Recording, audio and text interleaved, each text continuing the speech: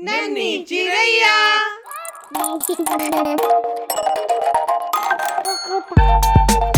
आज की कहानी अंडा चोर बंदर। एक बार की बात है, जंगल के पास ही में एक बहुत सुंदर गांव था। उसी गांव में एक किसान भी रहता था। उसका नाम भोलू था।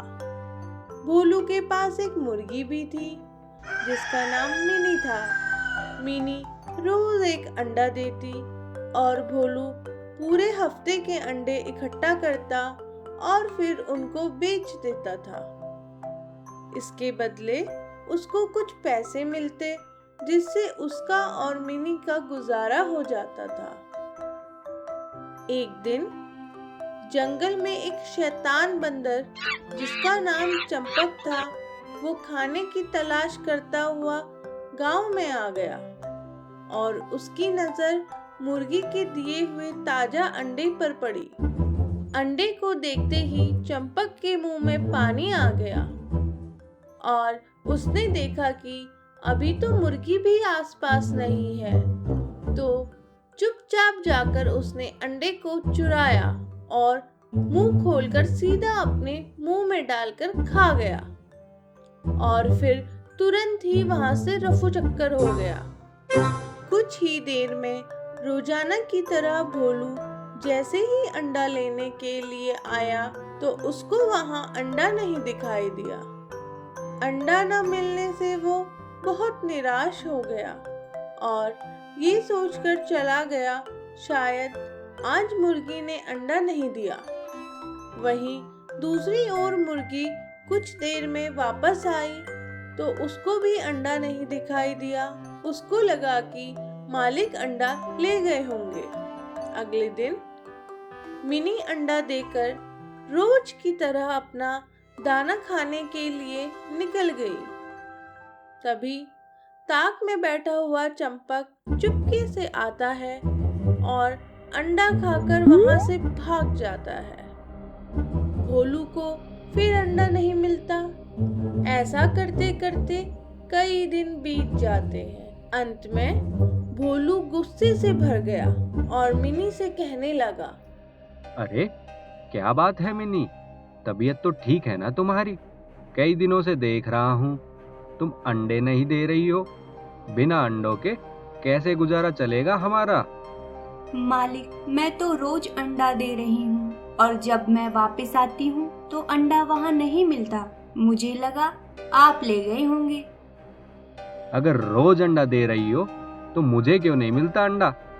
क्या धरती निकल गई या आसमान खा गया इस अंडे को? अगर कल अंडा नहीं मिला तो तुम्हें कसाई को बेच आऊंगा। कसाई का नाम सुनते ही मिनी डर गई और अगले दिन वो अंडा देकर वहां से चली गई। और जैसे ही वो गई, अंडा चोर बंदर आया और अंडा खाने लगा। लेकिन बंदर को ये नहीं पता था कि इस बार मिनी छुपकर सब देख रही थी। अंडा खाने के बाद हमेशा की तरह बंदर वहां से भाग गया। तभी तुरंत ही मिनी ने ये बात जाकर अपने मालिक को बताई। मिनी की बात सुनकर भोलू समझ गया कि असली माजरा क्या है। फिर उसने अंडा चोर बंदर को सबक सिखाने के लिए एक तरकीब लगाई। अगले दिन मिनी ने जैसे ही अंडा दिया, भोलू ने तुरंत ही वो अंडा तो उठा लिया और उसकी जगह नमक से बना हुआ नकली अंडा रख दिया। भोलू ने वो नकली अंडा पहले ही तैयार करके रखा हुआ था, जिसमें अंदर से तो लाल मिर्च भरी हुई थी और बाहर से नमक का बना हुआ था। अब भोलू और मिनी दोनों छुपकर इंतजार करने लगे। रोज की तरह चंपक आया और अंडे को उठाकर सीधा अपने मुंह में डाल लिया। नमकीन और अंदर से मिर्च भरे हुए अंडे को खाते ही चंपक की हालत खराब हो गई। अब वो तेज तेज चिल्लाने लगा और पानी ढूंढने लगा। और पानी पीने के लिए जैसे ही वो कमरे के अंदर गया, पहले से ताक में बैठे हुए भोलू ने डंडे से अंडा चोर बंदर की जमकर धुनाई कर दी। बड़ी मुश्किल से चंपक वहां से अपनी जान बचाकर भागा। इस धुनाई के बाद चंपक की अकल भी ठिकाने आ गई और भोलू और मिनी का जीवन भी शांति से गुजरने लगा। अगर आपको हमारी ये कहानी अच्छी लगी तो जल्दी से इस वीडियो को लाइक कर दो और हाँ, चैनल को सब्सक्राइब करना तो आप बिल्कुल भी मत भूलना। तभी तो रोज आप हमारी अच्छी अच्छी कहानियां सुन पाएंगे। नन्ही चिड़ैया।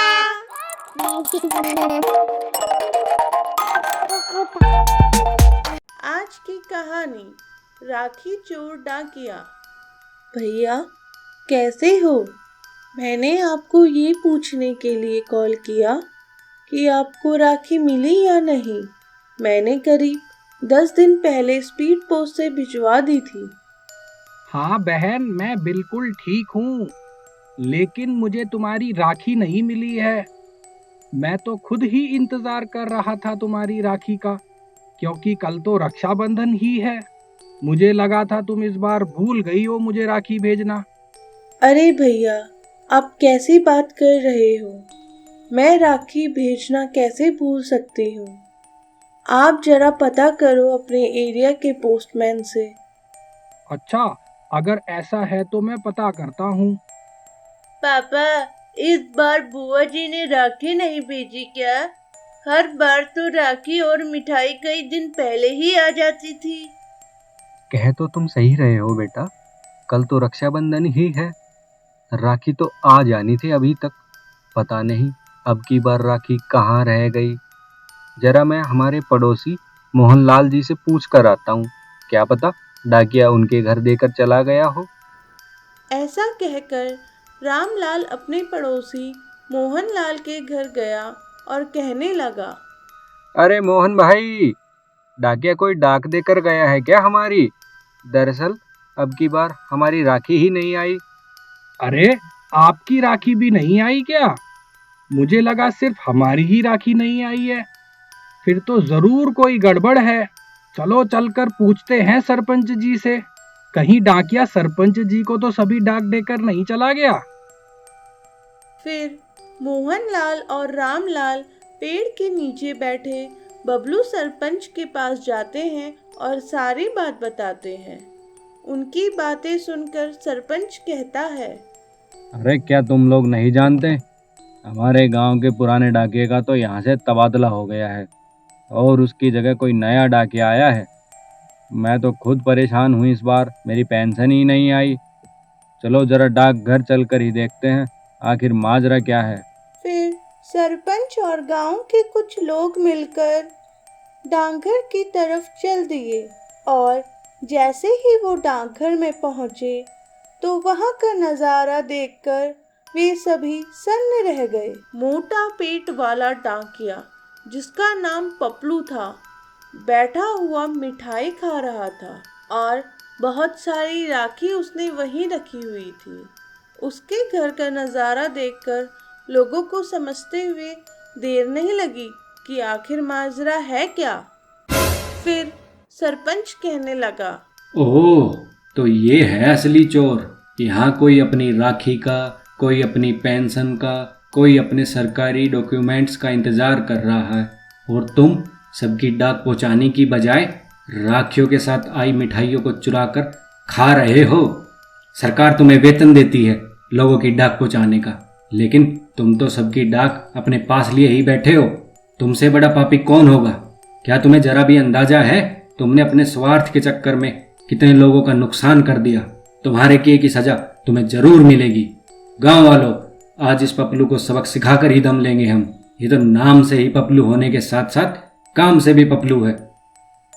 फिर गुस्से से भरे गांव वालों ने न आओ देखा न ताओ और पपलू डाके की जमकर धुनाई कर दी। इस तरह चोर डाके को अपने कर्मों की सजा मिली।